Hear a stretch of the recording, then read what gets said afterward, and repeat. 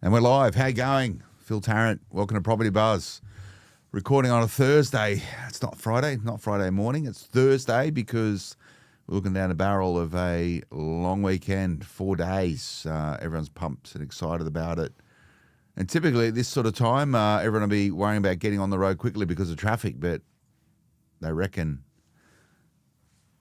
that's not going to be that bad this holidays because no one's got any petrol. Liam, how you going? Oh, well, I filled Welcome up to last Property night. Buzz. So I'm feeling pretty good, Phil. Yeah, why? I'm ready to rock because I filled up last night. Oh, did you? Yeah. How much you pay? $44 for a quarter tank. Was it pre or post the excise halving? Well, the excise halving hasn't come through apparently. It has done. Because it's allocated to the old storage. So they've got to get through their store. I don't know. This is according to the headlines. No, but, Petty was down today when I drove past it was the down. BP. Okay. It was still high. Yeah.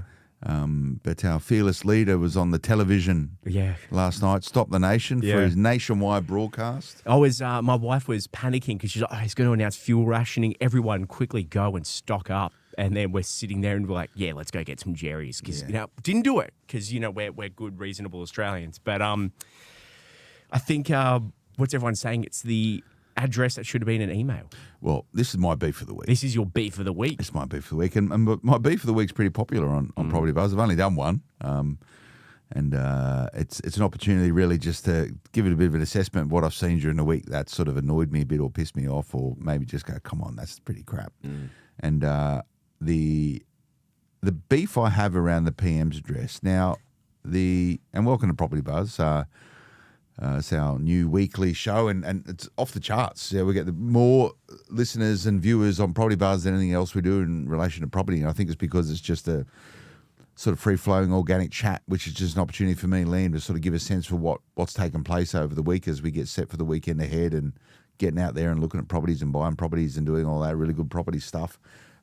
Just really your shortcut, your executive brief of what you need to know, of what's happening, and we're just going to try and flag those things that we think you need to know about and give some interpretation and insights into it. I'll probably have a moan about certain things. That's part of my sort of shtick here. Liam will be a lot more informed and educated and probably give the facts because he's more dialed in with me. I operate like with a veneer across most things, where it's out a lot of detail, whereas you're a lot more detail related. So hopefully those two things side by side will work. But the beef of the week. So, Liam, I think there's been 4 PM addresses to the nation this century. Yep. And I'll rattle through them. So we had one last night from Prime Minister Anthony Albanese. We had Scott Morrison, ScoMo, got on the television and all the airwaves for a formal address during the COVID pandemic. I think Prime Minister Kevin Rudd jumped on the television during the GFC to give some sense to it all. And prior to that, by memory, John Howard spoke about the war in the Gulf. So these don't happen very often, right? They're of national significance. When the PM sort of getting in front of the television, it means that something's going on that is of significance, and they use it as an opportunity to articulate what that significance is and reassure Australians. So it's a big deal. If you think back to World War II when your big addresses would have been Churchillian sort of speeches to galvanise the English as they look set for the Nazi onslaught for the Battle of Britain, we'll fight them on the beaches type stuff. Like that they're big national addresses. So my beef was that it's an opportunity for the Prime Minister to really solidify Australians and try and shape habits and behaviours which are supportive of the extreme events that we find ourselves within. The Prime Minister's address last night was an Instagram post. Yep. Like, he just missed the beat. Like, he could have done that so much better. It just felt I was getting peddled some slop about, you're going away on Easter and, just take as much petrol as you need. Like, there was nothing in it which made me just go, yes, that is really good leadership. That makes me feel good about maybe the tough times we have ahead of us. It was just really an update. It was an update that there's nothing changed. Oh, by the way, we've helped you out because we've cut fuel excise by half. So it means the tax that the government takes, we're only going to take half that tax from the Australian taxpayer now. Aren't we great? That's my beef of the week. It was pretty poor. Could have been so much more. Could have been so much more. And whoever's advising him, give the guy a bit of charisma. Like he sounded like a middle manager sprouting some company sort of, wishy-washy, commentary around something or other. It was like, it was a missed opportunity, and that's my beef. Yeah. And I totally agree. So, we touched on this last week. There has to be some level of accountability for the government for this. Now, and this isn't to say that, what's happening in the Strait of Hormuz isn't an impact that's impacting the world, right? It is. Yep. But the price we pay for petrol at the pump is 3 times more what they're paying in the United States. That's a fact, right? The cost per barrel of oil was 40% higher in 2008 than it is now. Energy costs in the last 12 months have gone up 33%. They'll project to go up 24% in the next 12 months anyway. It's an issue that was now head of the National Party, Matt Canavan. Senator Matt Canavan, he's been talking about this for the last 10 years. You're a bit of a fanboy on Canavan. I'm a huge fanboy because he actually understands what it takes to have a resilient nation. And Matt Canavan, Senator Canavan's been flagging this for years. He's been talking about it for years that, we have a dangerous lack of supply of fuel in this country and we have no ability to refine our own. We're also sitting on some of the largest oil reserves in the world. Well, they're talking about drilling now, aren't they? Well, anything short last night, in my opinion, of, hey, let's set up our own industry to be able to be self-sufficient in terms of petrol, anything short of that was wishy-washy. And somehow the PM still came out less impressive. And I'm not trying to make this live stream political. No, I'm just gobsmacked at the lack of leadership, because if we go back to some of our live streams from November last year, Phil, when we were talking about the 5% deposit scheme, the exact example, we might need to pull it up for our next week. The exact example that we gave was, we're only one Middle East oil shock away from negative equity, or we're only one Middle East shock away from several interest rate rises, which potentially drive down property prices. We were talking about this last year. And it's not even that we were being fanciful. Oil crises happen every 5 to 10 years. Yeah. It's standard. Someone bombs someone else overseas and shipping stops, and then we're all worried again. But then it kind of ends up being okay, so then we don't do anything about it.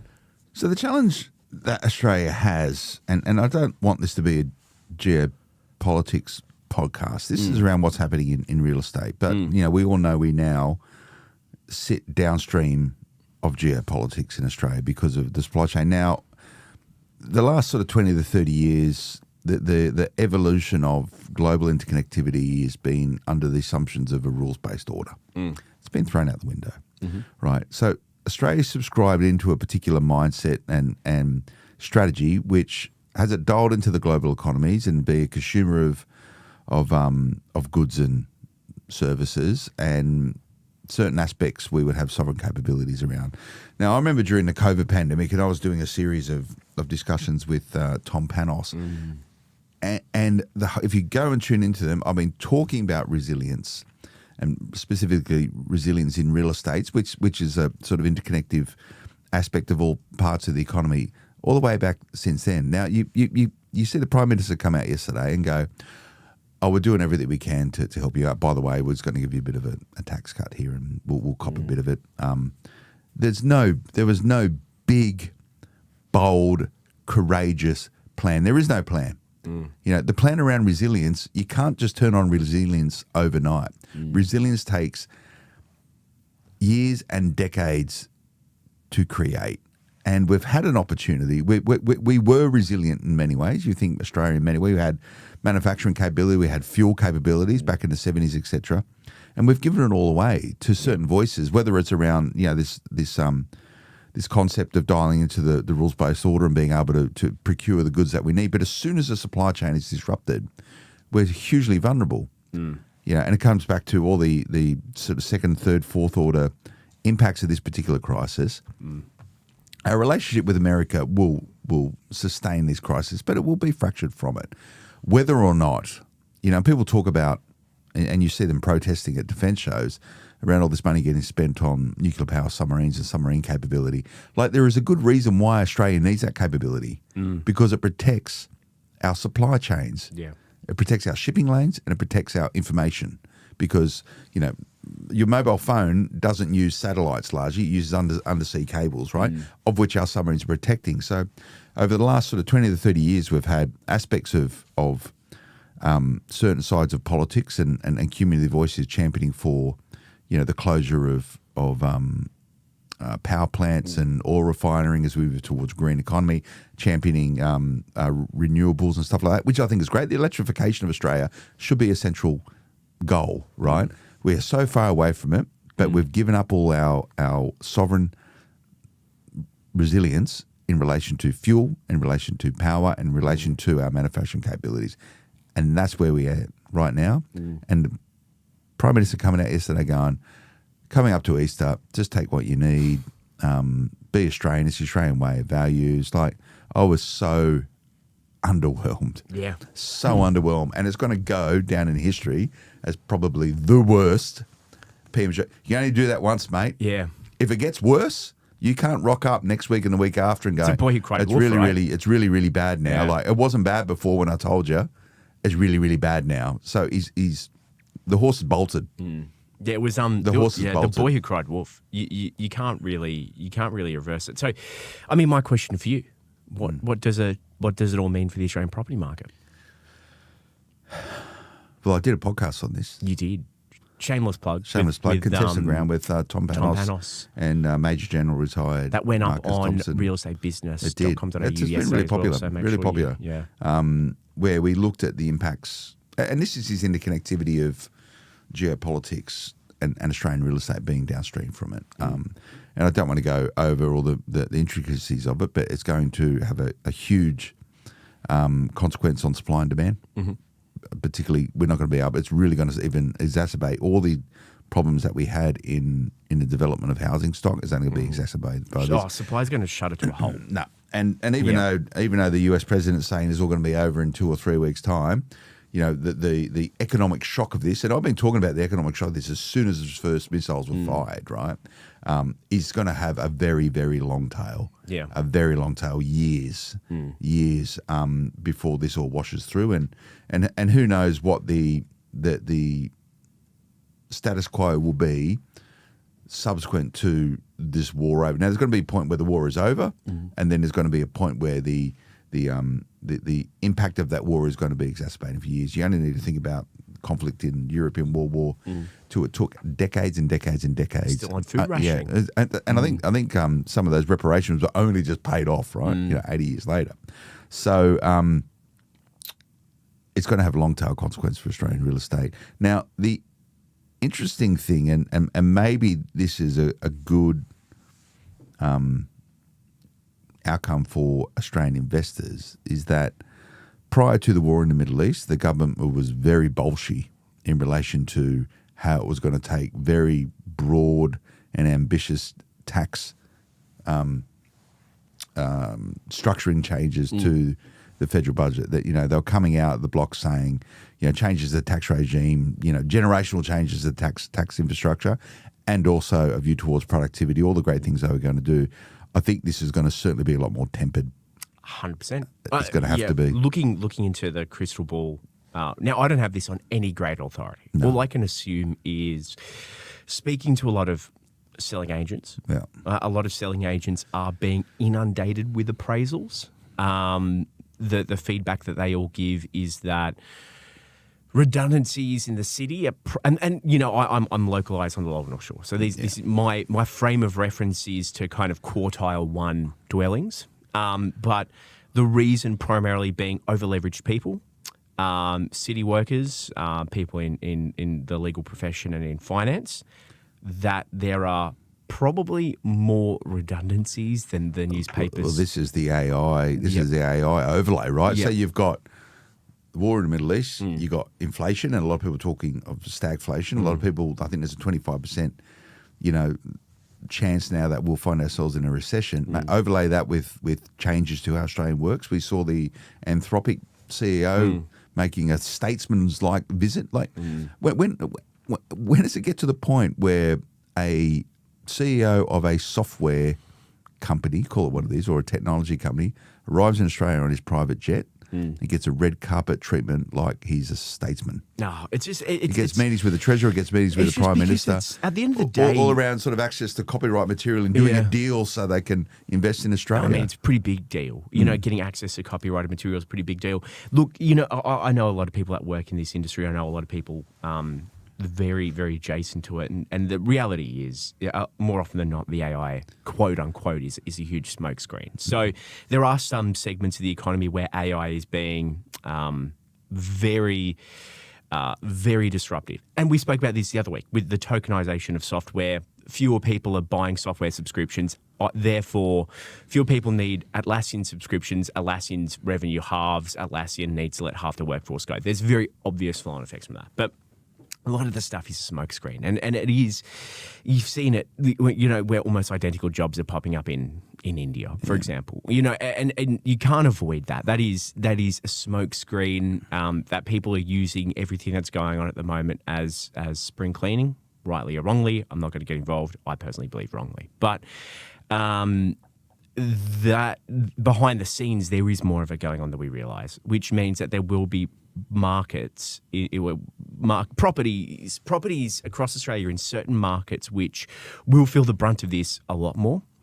And to go back to the original point, which is capital gains and negative gearing, I would hazard a guess, given the number of appraisals, given the number of new listings that will probably be entering the market. We had a little bit of a shock this weekend with clearance rates. However, throughout the week, just as numbers have come through, they've started to stabilise a bit. I think kind of on average we're maybe 3 to 5% lower than last year. So a very noticeable dip.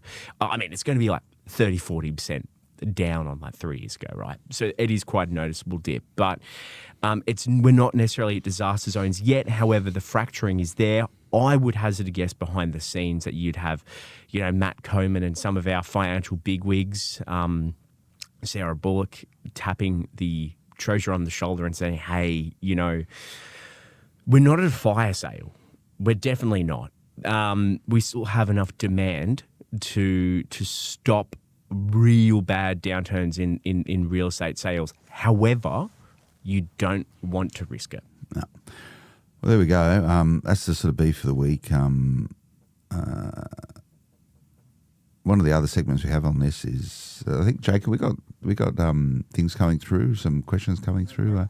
So send your questions through wherever you're tuning in, and most people are streaming across all the different platforms. What do you got for us, Jacob?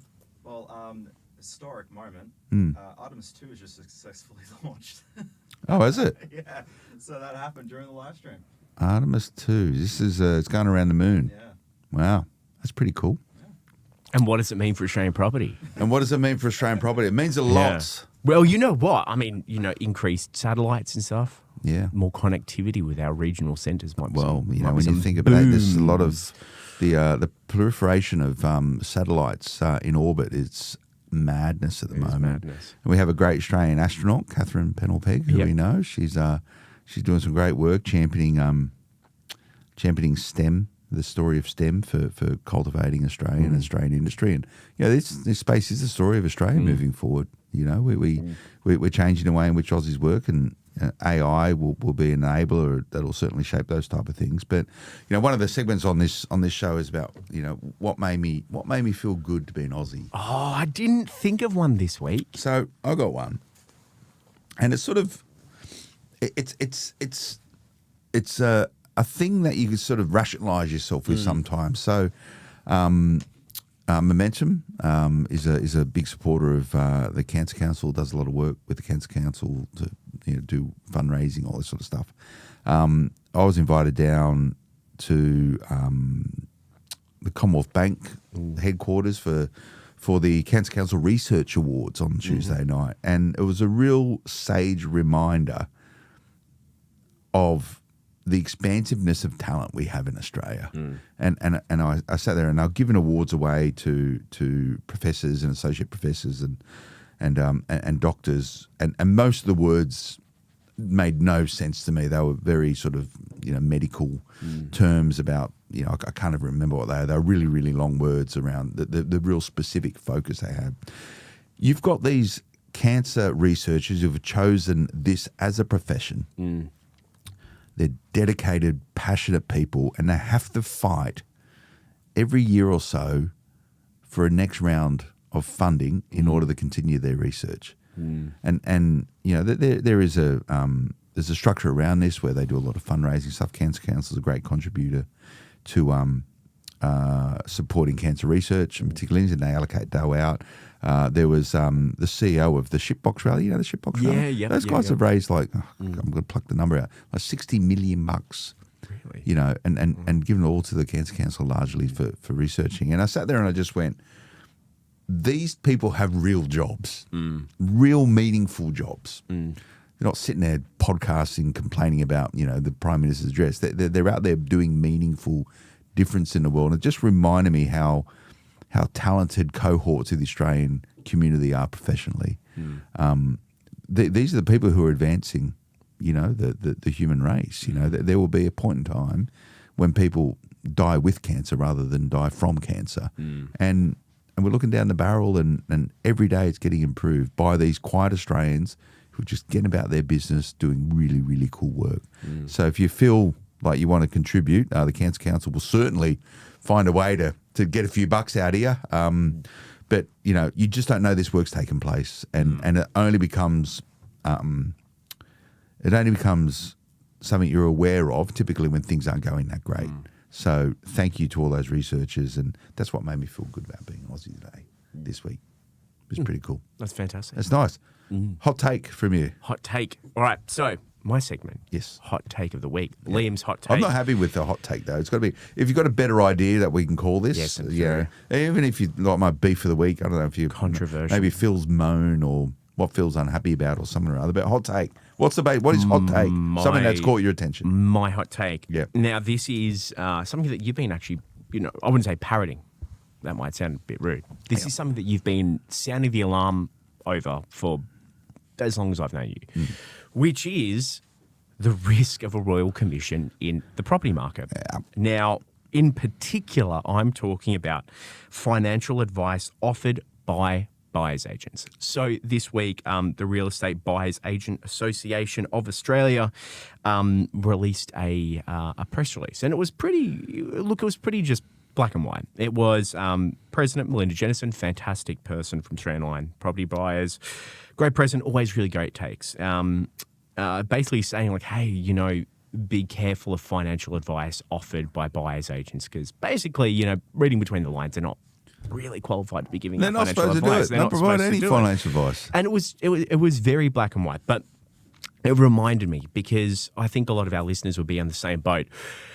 I am now down the property rabbit hole on Instagram. I don't think I could go 10 seconds without scrolling, without seeing a buyer's agent ad or without seeing a seller agent ad. And some of the financial advice offered by buyer's agents is nothing short of appalling. Now, I'm not going to say the town, but there was an ad I saw. There was a sponsored ad. Say it. Call it out. You reckon? Yeah. We might get some hate mail from the town, mayor. okay. Yeah.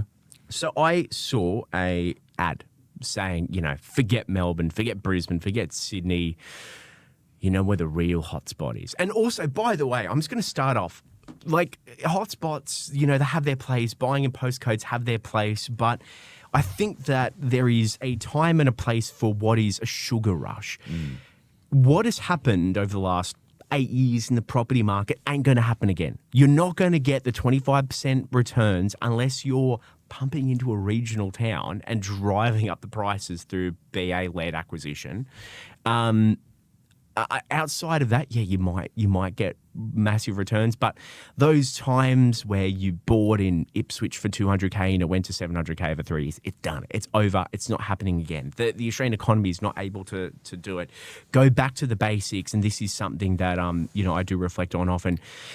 You know, when you and Alex would go to those auctions and you would have the hard deadline, you wouldn't go 1K above because you had to ration everything in the old SPI portfolio and looking at the bones of a place. You're going to have to go back to the basics. The sugar rush is over. Go back to the 30-year hold. Now, this isn't financial advice, but what it does is it smooths out, and it's a risk mitigation strategy, because if you are so over leveraged that you got 2 or 3 rate rises coming up, and suddenly you're selling, you are going to be in such a bad position. This is just smart, going back to the basics, being able to buy and at least hold, even if you have an exit strategy, at least knowing that you're able to hold for the long term, because there are going to be bumps in your life. There might be redundancies. There might be times where your partner takes time out for children. There might be a move on the horizon. You might want to take a gamble and start your own business. All of these things impact cash flow, and you need to be able to weather the ups and downs of cash flow. But, so going back, that's my opinion, which is being able to hold. Yeah, being able to hold for the long term. But this ad, which was, forget all the major cities. Forget the hotspots, quote unquote. And that's where I went down that rabbit hole, the hotspots. He loves a rabbit hole. The real place that you should be investing is, drumroll please, Dubbo. Great place, Dubbo. Great place to be. Now, you know, my family's from the central west of New South Wales. I know the area very well. And I thought, Dubbo, what an interesting choice. Now, there might be some... Is Charles Sturt University in Dubbo? Is that they might have one. Okay, you got the Charles Sturt Bathurst. Yeah, you got the Charles Sturt Bathurst. They might have a campus. Okay. Dubbo. That's a real head scratcher, that. And I was like, you know, there are other places in the Central West where you got quite reasonable entry-level prices, right? So Lithgow, you can still buy a house in the 4s out there. Lithgow, you know, so maybe 2 and a bit hours from Sydney, you know, sandwiched between the Blue Mountains and Bathurst. I thought they were going to go somewhere like that. No, it's Dubbo. And I'm like, okay, let's fire up the old realestate.com.au sold prices machine and see what we're going for. And to be honest, Phil, looking at some of the prices out there, I would say the average house price is $750 to $800. Yeah. So what is the secret sauce about that town? And this is where the nexus between buyers agents offering financial advice. Now, they inherently make their money by the quantum of clients. The more clients they can get, the more they can buy, the more income they're going to get. They are incentivized by creating this avalanche of interest on the one hand, but also on the other hand, they probably already bought a bunch of places in that quote unquote hotspot, and now by, you know, flooding Instagram with tens of thousands of dollars of ads to say, hey, Dubbo's the hotspot, to get more interest in it, they probably already bought the places there. You know, there's subtlety in that detail, which is you never want to be the last one onto a hotspot. You never want to be the last one into a growth suburb, because someone's going to be left holding the buck. Now, that growth suburb might not go backwards. Very few places go backwards, but they might experience 10 years of no growth. Missed opportunity cost. And so at the end of the day, you know, I think a lot of these towns don't have the economic fundamentals for it. There's people out there saying that this is the answer. This is the sugar rush. This is the answer to all of your problems. Be super careful. Now, I think that there's going to be a lot of people that are going to be stung. Yep. I think that there's a lot of people that have blindly followed advice from BAs are going to be left with useless assets. I think that there's going to be a lot of people who have bought from BAs that have been the last people to go into a regional town and will see no growth. Yeah. And I think that there are a lot of people that have bought from quote unquote buyers agents that have bought quite crap off the house and land packages, because the BA is getting the take on the other side as well from the seller, from the developer. And all of this, my hot take of the week, Phil, is that there will, and I agree with you, one day be a royal commission into the real estate industry. Yep, particularly around investment advice connected with it. So my thesis around this is that, and I've tried to conceptually look at this, and maybe there's a book in this. I don't want to write a book, but we're at the beginning of the end of the third generation of the buyer's agent space in Australia. So generation 1 is when it just merged in the late 1990s and early 2000s, a small cohort of under-the-radar operators. It was something that you stumbled upon because no one else knew about it, and you really got huge upsides through these small cohort of professional operators this real nascent buyer's agent sector. And there I think of people like Rich Harvey. I think of people like from Property Buyer, the crew over at Right Property Group, Steve Waters and Victor Kumar. I think of people like Ben Kingsley over at Empower. This real early generation when it was a real no one knew about it service for people in the know, where they would go out and they'd be out sort of just finding new stuff, and real estate agents didn't even know who they were, right? Generation 1. Generation 2 was when a lot of those people, investors, used those buyers agents and went, hang on a second, this looks pretty good.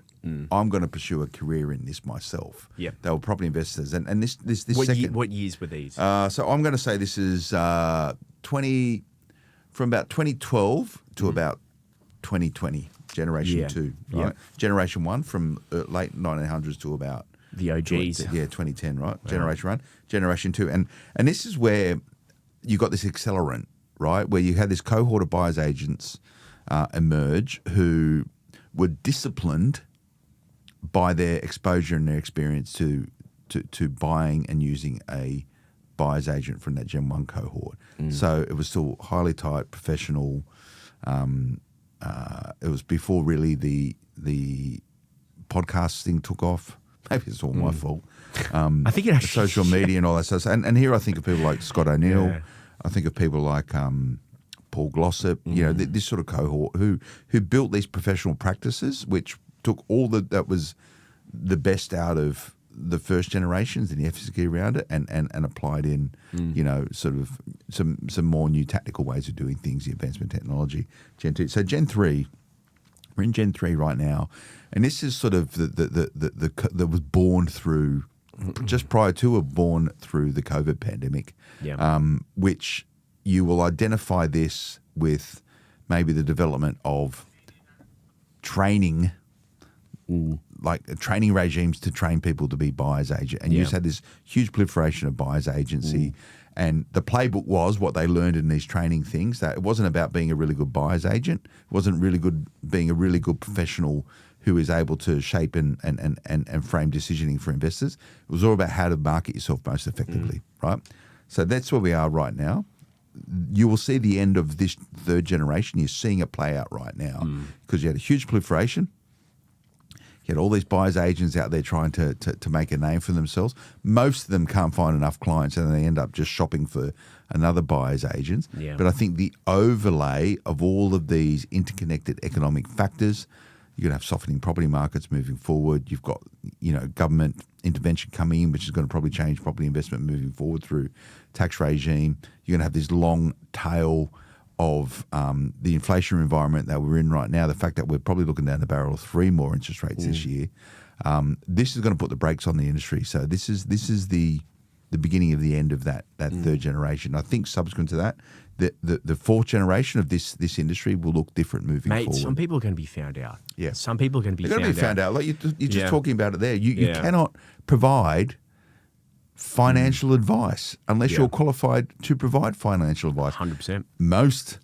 Nearly all buyers agents aren't qualified to provide financial advice. Now, the issue you've had is that there was a bit of a vacuum about who should be providing the advice for financial. Now, unfortunately, financial planners, advisors traditionally aren't in the business of recommending property as part of their stuff, right? Because they're actually bound by pretty rigorous needs around qualifications and how they go about sort of making recommendations. So it was like there was no one there providing this, and you sort of Gen 1, Gen 2 property buyers started providing this information, but it's been hijacked and accelerated, where now the industry will lead you to believe that the buyer's agent should be the person who is shaping your financial decision-making moving forward. Yeah. You're trying to achieve this, let's do this, largely with no qualifications around it and no real basis of their stuff. Half these people don't even have their own portfolios because they've done the course. They've listened to the Advice Start Your Own podcast, and you see it all the time. Now, Phil, we actually do have some questions coming in online. Given the time, I think they're going to it might have to be a rapid fire Q&A Okay, what do you got? format. Yep.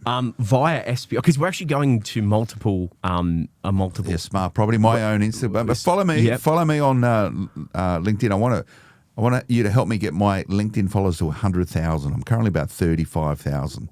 I thought you were going to say you're at 99. No, I want 100,000 followers by the end of the year. So to our You can amazing help me how. listeners, we just need 65,000 more followers That's for all. Phil. From Corona on SPI, hey Phil and Liam, what's the biggest mistake you're seeing buyers make in the current market? I look again. Using buyers agents, don't know what they're doing.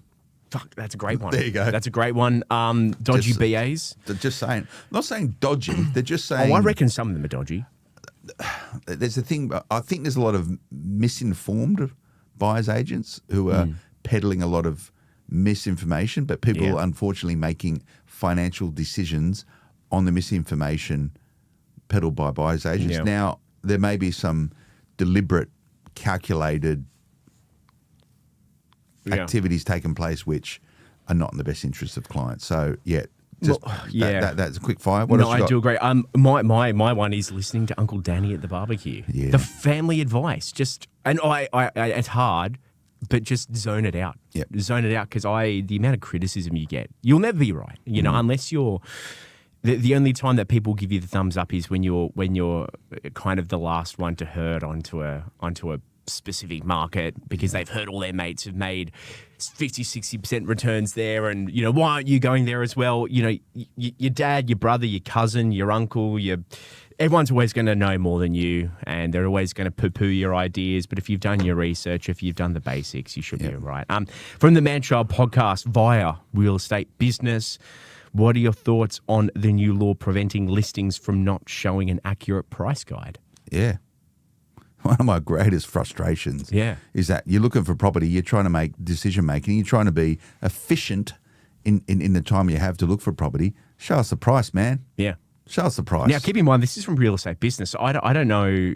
I feel like there might be some agents out there that might be, oh, no. But look, at the end of the day, as far as I'm concerned, right, I've heard Quote it low, watch it go. You've got to get rid of that. Yeah. mantra. Well, Silly. I've heard of so many examples. Yeah, it's also just be a good person, right? Be a good person, because I've seen so many agents on Instagram talking about, but it's good for the vendor. It gets people in, mate. And they're like, you know, it can go above. Of course, it can go above. But mate, at the end of the day, if you've got a working class Aussie that's like, this is being told to my price range, I'm going to spend $500 on a building and pest report.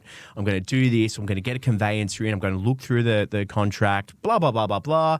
They get blown out of the water by $300,000 and they do that 5, 6, 7, 8 times. Fatiguing. And then it's fatiguing. They've lost a couple of months of their life. The market's probably, depending on where you are, the market could have gone up 15% in that time, depending on where and when you were buying.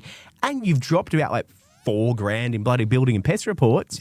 It's you know, a lot of agents don't seem to understand just how much you are really hurting working class Aussies by underquoting, because these guys, and not to mention, you know, they get excited. You got a husband and wife out there, or a husband, wife and wife, they go out, they're like, hey, we can see ourselves living here. Invested into it. This is where little Johnny's going to take his first steps, this sort of stuff. And then you make them. That's soul destroying. It's soul destroying.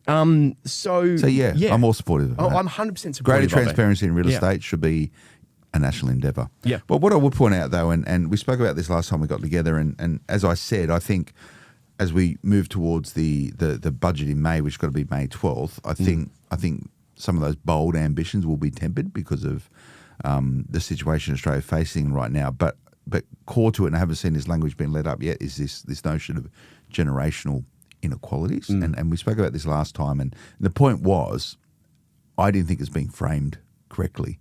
You know, there's this idea going, it's unfair that young people can't buy, you know, big houses right now, right? And I was questioning it, and I was trying to get some clarity on it. And I read something today, actually, in the paper, which I thought was a really good description of what it was and what the ambition was. And I'll read it out here. It says, Chalmers this week insisted intergenerational equality will remain a key focus for his budget in May. I'm okay with that. That's good. While at the same time conceding the conflict in the Middle East was pushing decisions out to the last minute because of the economic uncertainty. So they've probably got a whole bunch of stuff, and they're going to go, will we do it or will we not? Will we pull the trigger on it, right? Yeah. Anyway, this budget will balance the pressures of here and now with the demands of the obligations of the future. Okay. He said, there will be a focus on some of the intergenerational issues in our economy and in our budget, right? This is what we're looking in the barrel of, right? So intergenerational equality is not about straight up comparisons of wealth, the equality of generations, but rather about how the generations are set up to achieve similar outcomes. So this is sensible. So this is by Deborah Cobb Clark, who's an economics professor at the University of Sydney. This is very good, Deborah. Old Australians have more wealth than young Australians. That's kind of a duh. That's pretty much what we were saying last week, right? But the burning question is, what's going to happen to younger generations when they become the same age? This is what the focus needs to be.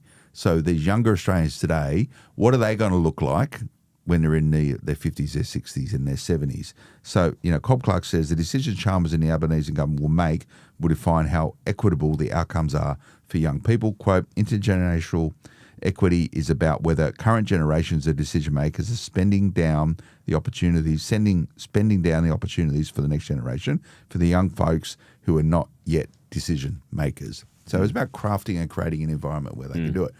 No one yet is saying, hey, you're probably going to have even a wider disparity of wealth in 10, 20, 30 years' time when you get this huge transition of wealth coming out of the baby boomers downstream into younger Australians. And it'll be and by the time those younger Australians, when they're getting a check from the estate of mum and dad, are probably going to be in their 50s and their 60s, right? Yeah. So you're going to see a lot of people coming into big chunks of money. These are your Gen Ys and your Gen Zs right now. Fast forward 10 to 20 years' time, they're going to be getting big checks from their parents when they pass away. And that's just going to even widen 100%. generational quality at that point in time. You're going to get cohorts in 20, 30 years' time in their 50s and 60s at completely different ends of the spectrum as a result of it. And this is going to manifest and keep playing out over time. Yeah. So anyway, that was a good description though. Yeah. So thank you. Thank you for that. So we're going to do a reaction video because we don't have a lot of time left, Liam. Our reaction video is our producers here, Oscar and Jacob, troll through the social media, troll through leaving hate comments. But what I think they do though, they probably just they find stuff that they know will trigger us. I doubt this is going to be stuff that we going to go, yeah, that's perfect. But sometimes trigger, sometimes not. So what do you got for us, guys? Right, give us trigger me timbers. Give us a Negative gearing is a ridiculous concept that is plain corruption. Yeah, it's a terrible idea. What you've got is housing massively forced up by government policy, and then you give a massive tax write-off to people who can avoid a whole lot of tax by buying overpriced houses, renting them out for below cost, and gaining by capital gains. It's a completely bad system. If you didn't have such fantastically stupid zoning laws, the price of housing would come way, way down. You wouldn't need the negativity gear. There shouldn't be such a thing as that deduction. It's basically a tax work for the better off. Oh my! Oh, okay. who was that? Jim. That was Jim's Mowing. Oh, was that Jim from Jim's Mowing? Yeah, it's the CEO who owns the gym franchise. Mate, okay. Oh, okay.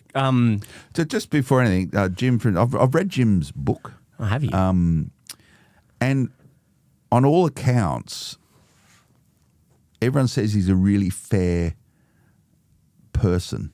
I've seen him speak before. He seems like the people who subscribe it and buy a Jim's franchise. They say the economics of that franchise and what those franchise fees are extremely fair, and he goes out of his way to support people, around it. So he's not a gouger. Yep.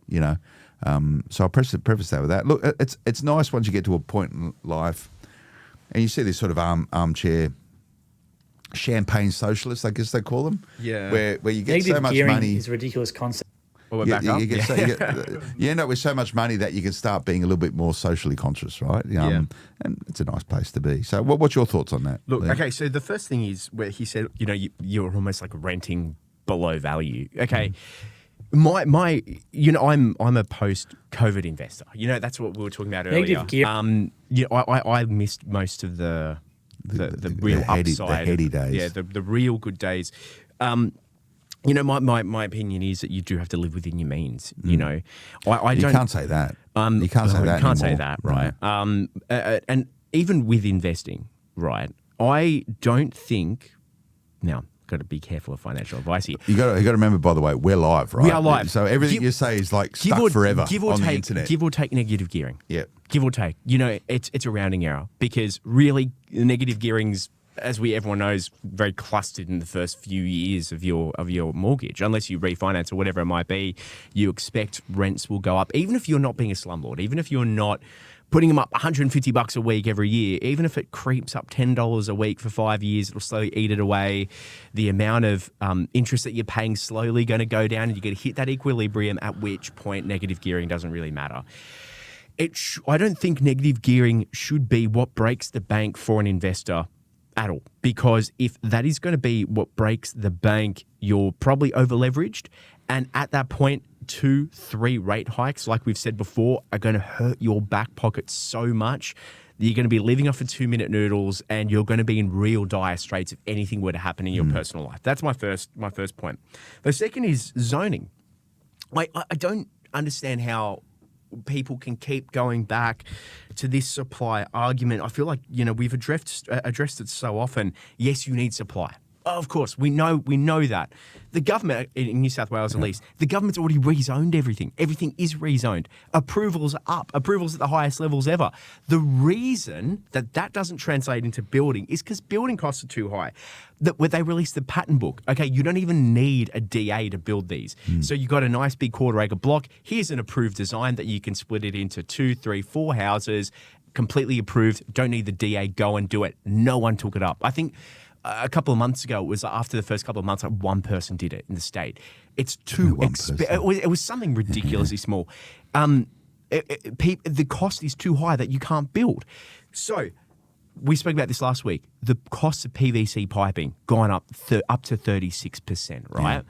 You're now considering raising the award rates, and I want Aussies to be paid more, but to be clear, if you pay more, then the cost of building goes up. You've got this is HIA came out of the blocks this week. Yeah, pretty much saying stop it at 3.5%. Like, come on, it's just eroding builder margins. Yeah, it's going to erode builder margins. If you've got 3 more interest rate rises, that brings us to a total of like 5.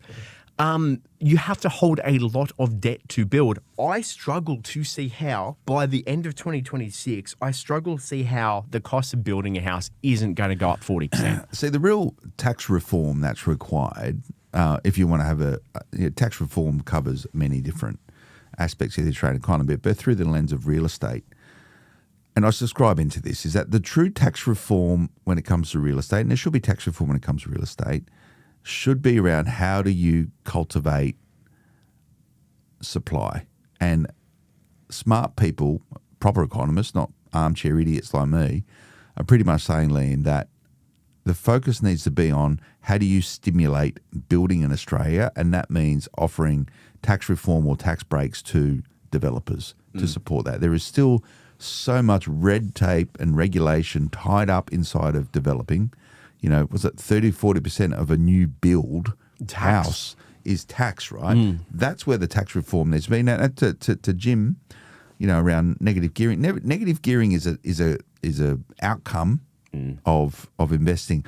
What doesn't get spoken a lot about is the contribution to tax receipts that property investors pay for positively geared property. And some of the most recent numbers, I don't want to peddle misinformation, but I think the government's making more from property investors than what it's giving to property investors. Yeah. You know, I think they're ahead of the game, right? But it's an easy target around. It is part of the tax regime, negative gearing. It's a moment in time.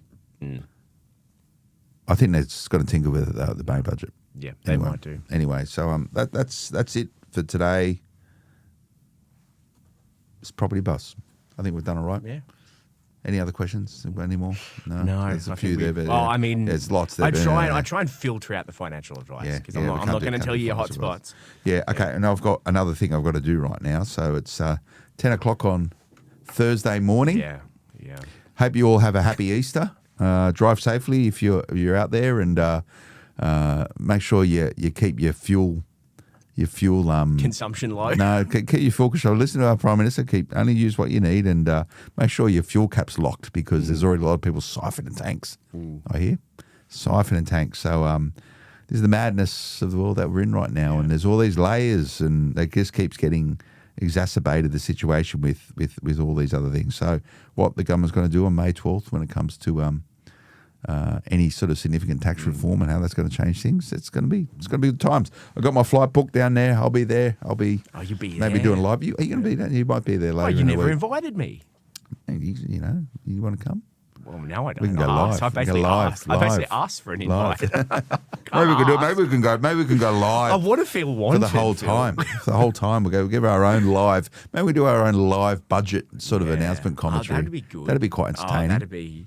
As it comes downstream. I've never done lockup. I don't want to do lockup, but budget and you can go and do beers. lockup, No, budget and beers, I won't and do that. just be complaining about stuff. But this Property Buzz, remember to check out propertybuzz.com.au. Wherever you're watching this, like it, love us, comment on it, give us 5 stars. That'd be brilliant. This is without fear or favour or bias or real agenda. This is just giving a narrative and giving some sense of what's going on every single week around the economy, what's happening globally, but how all this cascades down into real estate and your decision making as a real estate investor or someone looking at real estate investing as a mechanism for creating a bit of wealth. That's all we want to do. So when we all retire, we're all self-retired. And what does that mean? Less of a burden on the government. That's the national imperative. That's the national agenda. So join me on this great endeavour. As much as there's headwinds against us and the tax man's always changing the rules, we all want to be self-funded retirees, and we want to make sure we have an opportunity to have choice to do that. So thanks for tuning in, Liam. Always good to see you. Phil. We'll see you again next week for Property Buzz. Until then, bye-bye.